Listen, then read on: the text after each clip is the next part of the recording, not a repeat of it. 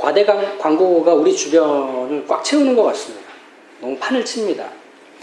물건을 팔아야겠는데 정상적이고 상식적인 소개로는 뭐 팔리지 않을 게 뻔하니까 이제 광고를 좀 극적으로 하는 거죠. 대박 아이템, 뭐 다신 없을 기회, 사장님이 미쳤어요.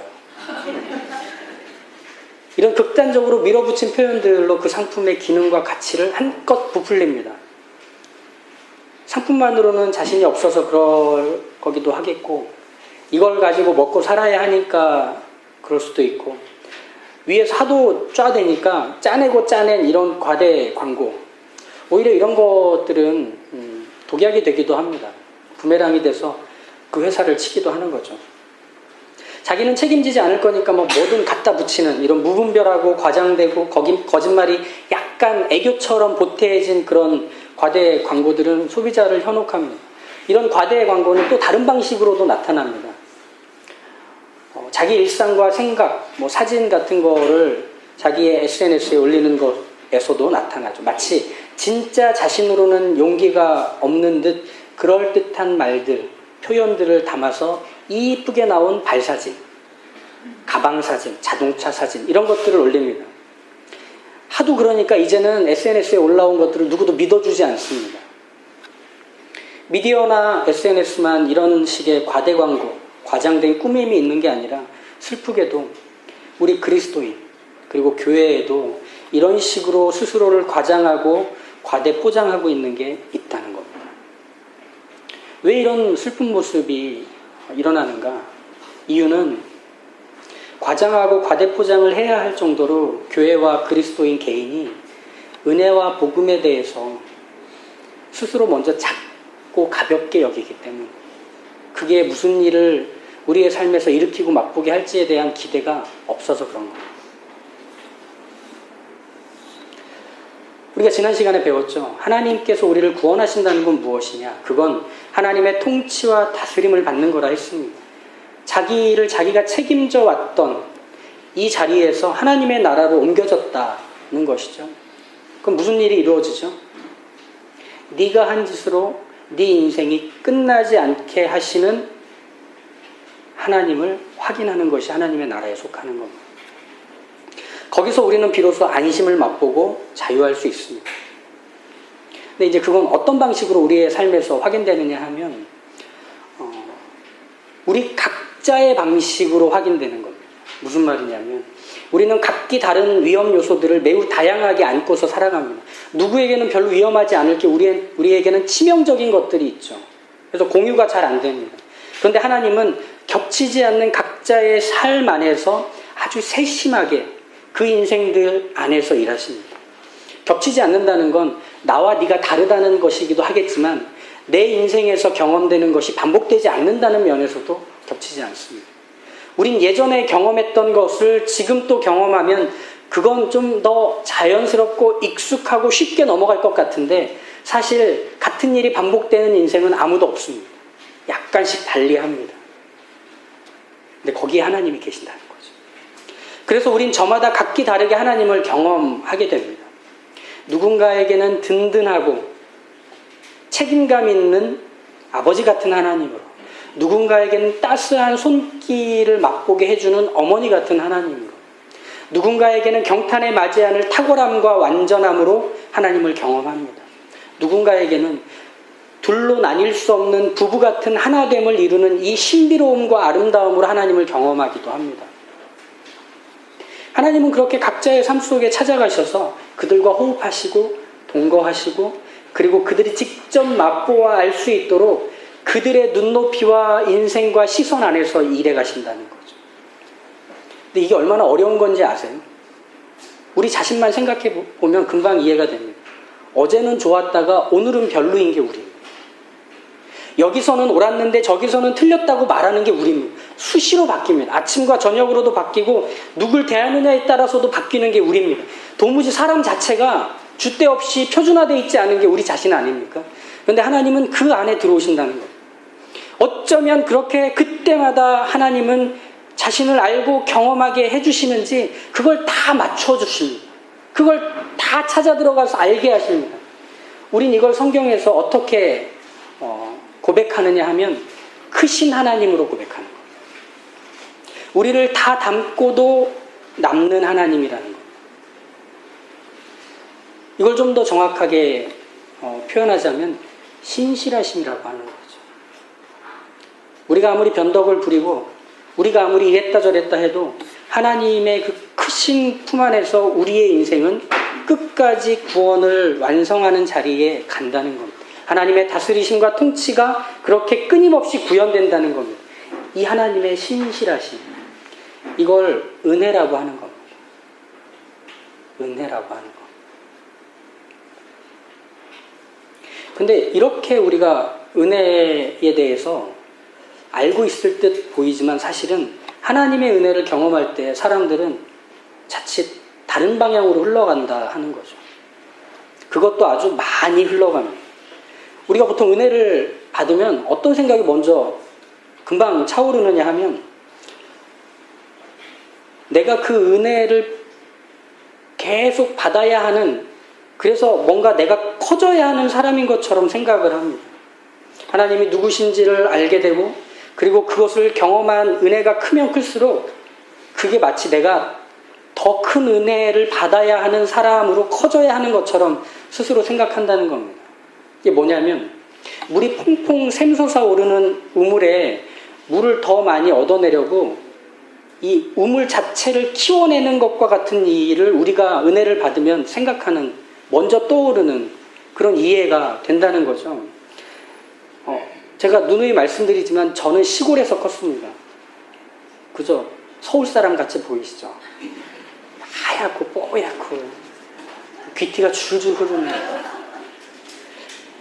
왜 웃으시는지 모르겠지만 근데 시골에서는 공동 우물터가 있었습니다. 예전에는 물이 계속 솟아오는 그 우물은 마을 중간에 있어서 많은 사람들이 그 우물에서 혜택을 보죠. 그런데 이 우물은 더 많은 사람들이 혜택을 누릴 수 있도록 뭘 하느냐면 두레박에 줄을 튼튼한 걸 맵니다. 그리고 두레박을 여러 개를 설치합니다. 그리고 우물 주변을 더 단단하게 다집니다. 좀 더 넓게 많은 사람들이 편리하게 접근할 수 있도록 그렇게 손을 보는 일을 그 공동 우물터는 계속합니다. 이게 우물이 커지는 겁니다. 무슨 말인지 이해가 되시나요? 우물을 키운다는 건 동그란 우물 자체를 키운다는 뜻이 아닙니다. 그럼 사람 빠집니다. 우물을 키운다는 건 계속 솟아오르는 그 물에 많은 사람들이 접근할 수 있도록 해주는 게 우물을 키우는 그 작업을 하는 겁니다. 즉 우물 자체를 키운다고 더 많은 은혜가 채워지고 더 많이 무언가 마련되는 건 아닙니다. 그리고 그 우물이 채워지니까 내가 더 키워서 더 많은 것들을 담아서 거기에서 무언가를 해내야 하는구나라고 생각하는 것도 이상한 겁니다. 예전에 어떤 성도님이 저에게 찾아오셔서 이렇게 얘기하시더라고요. 설교한 후에 저는 목사님 설교를 못 듣겠어요. 뭐라는 거야? 예, 속에서 확 했는데 목사님 설교를 들으면 너무 은혜가 되고 너무 크게 깨달음을 얻습니다. 그런데 그걸 듣고 나면 꼭 제가 뭘 해야만 될 것 같은 생각이 듭니다. 가만히 있으면 안 될 것 같아서 목사님 설교를 듣고 나면 자꾸 교회 헌신하고 싶고 막 헌금 더 내고 싶고 막 하나님의 일을 더 하고 싶은 마음이 듭니다. 전 그렇게 한 적 한 번도 없거든요. 이게 무슨 말이냐? 설교를 잘했다는 칭찬 같지만 우리는 대부분 은혜를 받으면 이렇게 금방 생각을 하는 겁니다. 은혜를 받으면 내가 그 다음에 뭔가를 해야 된다고 생각을 합니다. 하나님께 갚아드려야 된다고. 그리고 그 은혜를 받은 사람인 양 어디에서 무언가를 해서 하나님의 기쁨이 돼야 된다고 금방 거기로 가버린다는 겁니다. 그래서 교회 안에서 사람들 사이에서 중요한 일이 있거나 그걸 상의해야 되거나 그것을 판단하고 분별해야 될 사람으로 많은 은혜와 깨달음을 받으면 그걸 해야 될 사람인 양 스스로 생각하는, 짐지우는 겁니다. 이런 생각은 하나님이 주신 은혜와 깨달음을 자신의 지위와 수준을 높이는 수단으로 생각하기 때문에 그런 겁니다. 이렇게 사람은 신앙적으로도 상석에 올라서고 싶어 하는 그 원래부터 타고난 욕망이 있어서 그런 겁니다. 내가 이런 은혜를 받았어? 이게 감격이 돼야 되는데 내가 이런 은혜를 받았으니까 내가 이런 책임을 져야 하는구나, 이런 수고와 직분을 감당해야 되는구나로 은혜를 연결시켜버리는 걸로 받아야만 되는 이유를 찾는다는 것. 하지만 성경이 말하고 있는 책임지는 수고, 감당해야 되는 직분과 헌신이라는 건 하나님이 불러내서 하시는 겁니다. 그리고 하나님이 그 안에 담으시며 시작하는 겁니다. 크기가 남다른 쓸만한 사람을 불러내셔서 풍선에 바람 넣듯 하나님이 은혜를 부으셔서 그걸 가지고 하나님이 무언가를 하신다는 게 아니라는 겁니다. 은혜는 받으면 쓸모있는 사람이 되는 인재들에게 주셔서 일할 만한 사람이 되게 만드시는 하나님의 어떤 동기부여라는 게 아니라는 겁니다. 채용 공고가 아닙니다. 은혜는 내가 쓸모있는 사람이고 그 일을 감당할 사람인지를 증명하는 자랑도 신분증도 아닌 이유가 바로 거기에 있어요. 그럼 은혜를 뭐라고 하고 있죠? 오늘 말씀에서 선분이라고 합니다. 선물. 우리가 구원받은 이 은혜, 우리가 하나님의 자녀된 이 은혜는 선물이라고 하는 거예요. 만약 은혜가 선물이 아니라면 성경은 당연히 위대하고 탁월한 사람들의 기록, 그들이 했던 그 탁월함만의 기록이어야 합니다. 노아는 방주를 만들고 물에 띄웠을 때까지만 기록되어야 합니다. 술 마시고 옷 홀랑 다 벗고 잠자다가 아들한테 들켰다는 기록은 성경에서 빼줘야 합니다. 다윗이 골리앗과 싸워서 골리앗을 쓰러뜨려서 이스라엘의 영웅이 됐을 때까지만의 기록으로 끝나야 합니다. 다른 여자를 취하고 그 여자의 남편을 죽이는 기록은 빼줘야 합니다. 하나님의 나라인 이스라엘이 10가지 재앙을 통해 애굽에서 나오고 홍해를 건넜던 장면에서 이 이스라엘의 역사 기록은 성경에서 끝나야만 할 것 같습니다. 하지만 하나님을 향한 끊임없이 쏟아내는 그 지루하고 반복되는 원망과 비난과 불순종은 성경에 기록되어 있습니다. 성경의 기록은 우리로 하여금 지루하고 처절한 한 사람의 인생을 보라고 할 뿐입니다. 한 줌 재와 같고 마른 뼈 같고 잘린 풀과 같은 그 한 사람 한 사람이 하나님을 만나자, 하나님의 은혜를 경험하게 되자 하나님의 일을 이뤄가는 인생으로 살아내게 되었다라고 보이는 겁니다. 그게 산 정상에서만 아니, 산의 뿌리까지 내려가는 자리에서도. 하나님은 거기서 그 사람을 통해 하나님의 약속을 성취해 가시는 거죠. 그래서 그 마른 뼈 같은 사람이 하나님의 은혜로 하나님을 소개하는 증거가 증인이 되었다 하는 겁니다. 그래서 우리가 알고 있는 많은 믿음의 선배들은 하나같이 이렇게 말하지 않습니다. 내가 한 것 아니야. 오직 주의 은혜로 이루어진 것일 뿐입니다. 이렇게 말하는 거죠. 우리가 알고 있는 그 찬양 기억해 보십시오. 나 같은 죄인 살리신 주 은혜 고마워, 잃었던 생명 찾았고 광명을 얻었네. 노예 상인이었던 그 뉴턴이 주의 은혜를 경험하고 회심하자 자기의 이전의 삶이 지금의 삶과 뭐가 다른지를 그 고백하는 것이 이 찬양의 내용입니다. 하나님이 하셨다는 거예요. 왜? 하나님 크기 때문에. 그런데도 우린 여전히 주신 은혜가 내 용적을 키우고 한 뼘이나 높아지게 하고 형광색으로 두드러지게 하는 것인 양 생각을 합니다.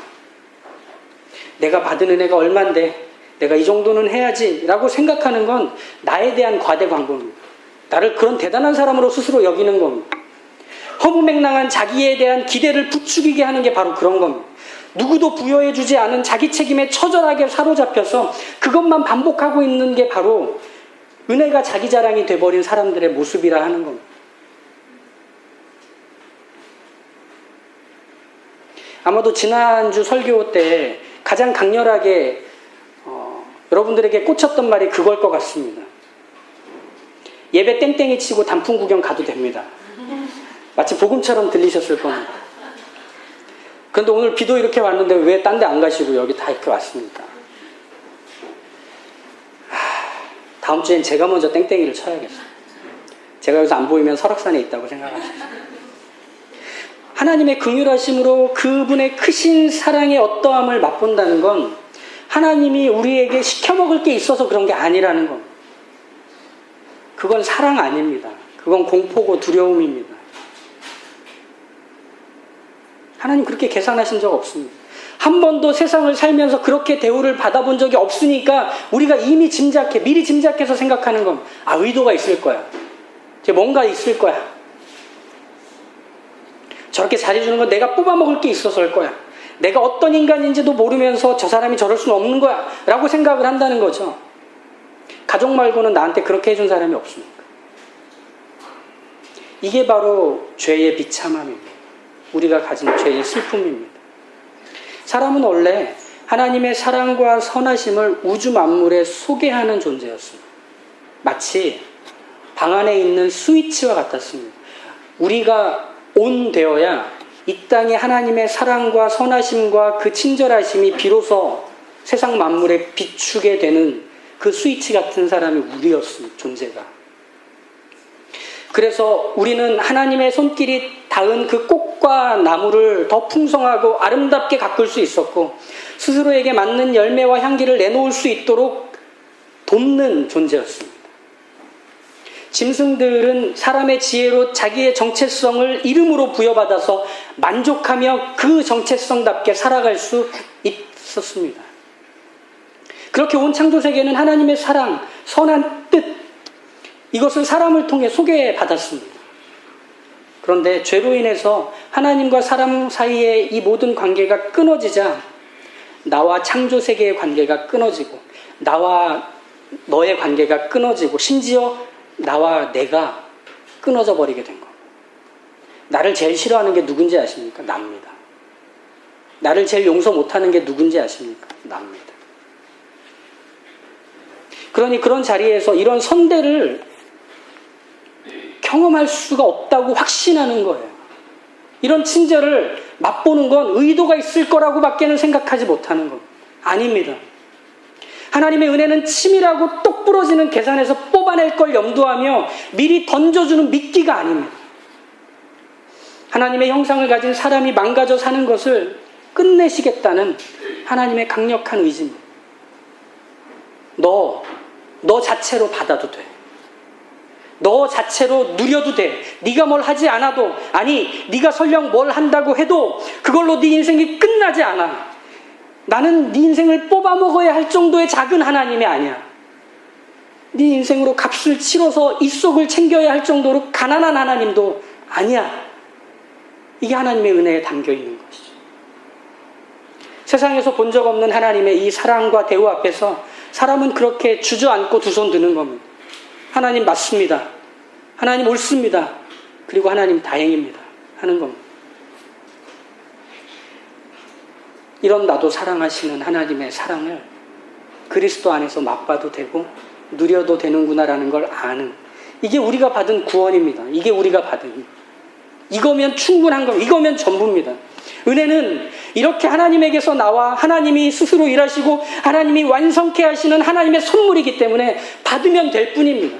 받고 포장을 뜯고 그 안에 있는 걸 보면서 웃고 기뻐하고 그걸 가지고 놀면 되는 겁니다. 그걸 가지고 살면 되는 겁니다. 제가 정말 존경하고 사랑하는 유진 피터슨 목사님이 월요일에 소천하셨습니다. 마음이 너무 먹먹한데 그분이 우리가 읽은 8절의 말씀을 이렇게 해석을 해줍니다. 한번 들어보십시오. 구원은 전적으로 하나님이 생각해내신 일이고 전적으로 그분이 하신 일입니다. 우리는 또 우리가 할 일은 다만 하나님께서 그 일을 행하시도록 그분을 신뢰하는 것입니다. 구원은 처음부터 끝까지 하나님의 선물이기 때문입니다. 그러니 선물로 주신 이 은혜를 누리십시오. 우리가 받은 구원을 즐기십시오. 한 개인인 나에게도 그렇게 주신 은혜지만 교회 공동체에도 하나님은 그렇게 동일하게 은혜를 베푸십니다. 근데 교회가 그걸 누리지 못하는 게 너무 마음이 아픕니다. 교회가 하나님의 은혜를 잃을 때는 언제냐면 누리고 즐기는 자리에서 성장이 책임이 되었다고 확신할 때 은혜는 금방 사라집니다. 신학적으로 건전하고 은혜가 있고 영적인 은사와 사역을 감당해야 한다. 그렇기 때문에 우리는 몸집을 키워야 하고 영향력을 늘려야 한다고 생각하는 그런 성장과 책임이 교회 안에 점점 채워지기 시작하면 은혜가 들어갈 자리가 없습니다. 은혜는 동기부여가 되고 수단으로만 전락할 뿐입니다. 야, 우리 교회 와봐. 우리 목사님 말씀이 너무 좋아. 그러면서 사람들을 교회 안으로 초청하고 와보라고 합니다. 그래서 더 많은 사람들이 우리 교회라는 큰 우산 안에 들어와서 더 많고 다양한 일들을 해서 우리가 받은 은혜를 그렇게 교회가 증명하고 소개하고 알려야 될 것이라고 생각을 합니다. 건전하고 상식적인 재정체계를 마련하고 교적을 관리하고 교인들을 양육하고 목양 경험을 표준화해서 한국교회에 건강하고 유익한 결과물을 내놓을 수 있는 책임과 사명의식을 가져야 한다고 스스로 받은 은혜를 생각합니다. 좋습니다. 해야 됩니다. 그런데 그건 모든 교회가 해야 될 일은 아닙니다. 어떤 교회만 하면 됩니다. 그걸 할 만한 목사님, 그걸 할 만한 성도들이 있는 몇몇 교회만 해주면 됩니다. 나머지는 뭐 하면 되느냐? 그분들 열심히 수고하시고 아빠 나갔다 올게, 형 나갔다 올게, 나가서 떼학볕에서 수고하시고 시커멓게 그을리시고 우리는 집에서 언제 오나?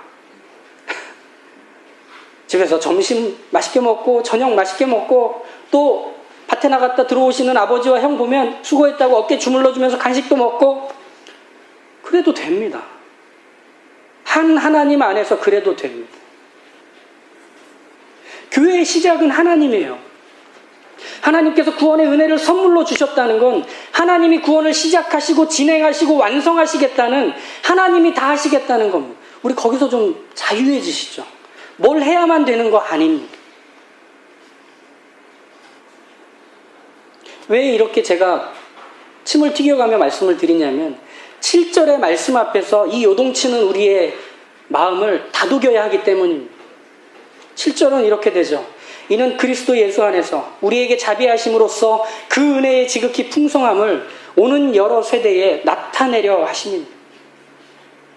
우리가 받은 은혜는 내가 어떤 사람인지를 증명하는 수단이 아니라고 합니다.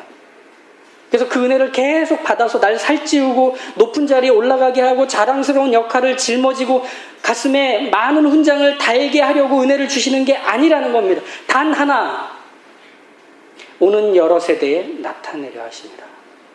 오는 여러 세대에 나타내려 하십니다. 이 풍성한 은혜가 너를 채웠으면 그 다음은 흘려보내는 게 원리라는 겁니다. 복음이 필요하고 성경의 진리가 필요하고 긍휼에 풍성하신 하나님의 어떤 그 큰 사랑으로 사람이 변화되고 살게 되는 일들이 필요한 현장에 흘려보내게 되는 겁니다. 그릇이 하나 있으면 비가 끊임없이 몰아치면 그 그릇에 물이 가득 찹니다. 그 다음에 어떻게 됩니까? 흘러나갑니다.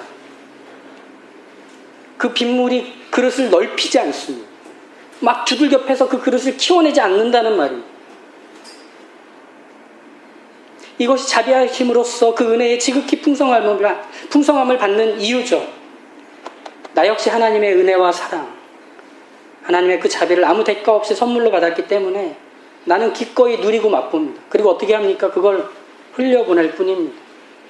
자꾸 자기 안에 그걸 가둬서 자기를 키워내는 풍선이 되지 말라는 겁니다. 우리 교회는 말씀이 좋아서 부흥할 거야. 우리 교회는 젠틀하고 헌신된 성도들이 많은 공동체라서 하나님이 크게 키우실 거야. 한국교회의 표준이 되는 귀한 교회가 될 거야. 우리 교회는 구제와 선교에 집중하는 교회라서 하나님이 주목하시고 세상도 주목하는 교회가 될 거야. 그런 거 기대하지 마십시오. 은혜를 받아서 뭐가 되었으니 뭐가 된 사람으로 이걸 해야 한다고 누가 자꾸 감투 씌우는 거에 현혹되지 말라는 겁니다. 누가 계급장을 달아주는 거에 마음 뺏기지 말라는 겁니다. 누가 주셨습니까? 하나님이 주신 겁니다. 누가 누리라고 합니까? 우리가 누려야 하는 겁니다. 그리고 누리고 남는 건 흘려보내면 될 뿐입니다. 그거 계속 가지고 있으면 시궁창 됩니다. 고인물 되어서 썩은 내가 나는 시궁창이 됩니다. 우리 그렇지 않습니다. 우린 흘려보내도 계속 채워져 가는 사람입니다.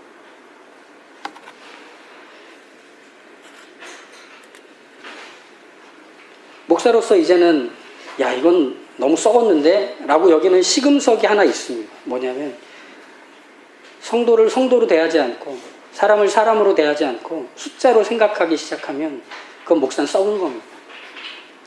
이미 은혜가 흘러가지 않는 겁니다. 내게 주신 은혜가 흘러가서 그 인생이 바뀌면 그 바뀐 인생이 궁금해집니다. 그 바뀐 인생으로 살아가는 게 늘 관심거리가 됩니다. 한 주간 어떻게 지내셨나? 하루는 어떻게 사셨나? 매일매일 궁금합니다. 왜? 나를 새롭게 깨우는 은혜가 있는데 그 은혜가 그에게도 흘러가서 그를 변화시키는 오늘과 오늘이 있잖아요. 그게 안 궁금할 수가 있겠습니까? 그런데 그게 아니라 숫자로 보기 시작하는 거죠. 아, 오늘은 1024명이 왔다는데 4명 어디 간 거야? 이런 걸 생각하는 목사, 끝난 겁니다. 모든 생명력이 거기서 멈춘 겁니다. 여러분의 한 인생은 하나님으로 가득 채워져 있습니다. 그분이 책임지시고 시작하신 인생이기에, 그분이 가꾸시고 마련하시며 풍성하게 넣으시는 인생이기에 여러분의 인생 각자는 그렇게 멋지고 아름답고 훌륭합니다. 그리고 독특하게 빛을 냅니다. 저는 그게 너무 궁금합니다. 크리스마스 트리같이 거기에 박혀있는 다양한 색깔들의 그 불빛이 점등될 때 얼마나 아름답습니까? 교회는 그런 곳입니다. 저는 그런 교회를 너무 기대하고 꿈꿉니다. 내가 받은 은혜는 날 채우고 내 안에 구석구석 더러운 것들을 닦아내고 원래의 아름다움을 도드라지게 해줍니다. 그리고 나서 그 은혜는 나를 채우고 난 후에 흘러갑니다. 다른 사람의 인생으로 들어갑니다. 그래서 한 사람을 만난다는 것은 그 인생 안에 일하시는 하나님을 만나는 거예요. 정현종 시인의 방문객이라는 시가 있습니다. 한번 들어보시죠. 사람이 온다는 건 실은 어마어마한 일이다. 그는 그의 과거와 현재와 그의 미래와 함께 오기 때문이다. 한 사람의 일생이 오기 때문이다. 부서지기 쉬운, 그래서 부서지기도 했을 마음이 오는 것이다. 그 갈피를 아마 바람은 더듬어 볼 수 있을 마음이, 내 마음이 그런 바람을 흉내낸다면 필경 환대가 될 것이다. 교회는 그런 일들을 맛보아야 합니다. 에버랜드처럼 몇 명 들어오나 탁탁탁 이렇게 개조하는 그런 교회가 아니라 그 영롱한 한 사람의 인생과 인생들이 한눈에 들어오고 늘 궁금해하며 늘 바라며 늘 기대하는 것으로 교회는 채워져 가는 것입니다. 왜? 그 한 인생 안에 하나님이 있기에. 그래서 한 사람이 온다는 것, 한 사람이 함께 내 곁을 지킨다는 것, 내가 그 인생의 곁을 지킨다는 건 실로 어마어마한 일입니다. 여러분 그걸 기억하십시오. 이제 저희는 다음 주부터 어린이 예배, 좀 정확히 얘기하면 교회학교 사역을 시작합니다. 어떤 일이 일어날지 너무 궁금합니다. 저는 부교육제 때부터 늘 한 가지 마음을 갖고 있었습니다. 내가 교회를 하면 교회의 주요 예산은 교회학교에 먼저 써야겠다. 어른들은 한 끼 굶어도 딴 데 가서 채울 수 있지만 애들은 한 끼 굶으면 안 됩니다. 안 크기 때문에. 먹여야 되고 벌컥벌컥 마실 수 있도록 입에다 뭘 꽂고 막 넣어줘야 되고 끊임없이 들여다보고 보호해줘야만 합니다. 그게 우리의 오는 다음 세대들입니다. 우리가 해야 되는 일은 우리는 탕수육 시켜 먹고 애들은 라면 끓여주는 게 아니라 우리가 라면 먹으면서 애들은 탕수육 먹을 수 있게 자리를 잔치로 마련해 주는 것. 이게 우리 교회가 해야 될 앞으로의 일입니다. 그러니 굶을 각오하십시오. 목사님 언제까지 우리는 이런 거 먹어야 됩니까? 애들 클 때까지 드시면 됩니다. 그러다 보면 입맛이 떨어질 때가 오실 겁니다. 기억하십시오. 먼저 은혜 받은 사람이 있기에, 먼저 경험한 하나님의 사랑이 있기에 이제 그것을 맛봐야 하고 알아야 하는 이들에게 길을 터줘야 합니다. 그래서 우리는 왜 은혜 받아야 하느냐? 그에게 흘려보내야 해서, 그가 확인하고 맛봐야 해서. 우리 귀한 사역자분도 이제 모셨고 이제 우리 사층도 아이들이 예배하며 놀 수 있는 공간으로 계속 꾸며갈 겁니다. 언제든 엄마 나 교회 가고 싶어 이런 말이 아이 입에서 툭 튀어나올 때 그 감격을 목표로 삼으십시오. 그래서 집에 있는 온갖 것을 다 들고 4층으로 다 막 우겨 넣으십시오. 내 집보다 더 좋게. 바로 그것이 우리가 은혜를 받은 이유고, 그리고 그 일에 부름받아 흘려보내야 되는 그릇으로서의 책임. 이 일에 우리가 부름받았고 우리 교회가 이 일을 감당하게 될 것을 기대하며 주의 일들에 부름받은 자들, 그 은혜의 놀라움을 아는 자들 모두가 되시길 축복합니다. 기도하겠습니다.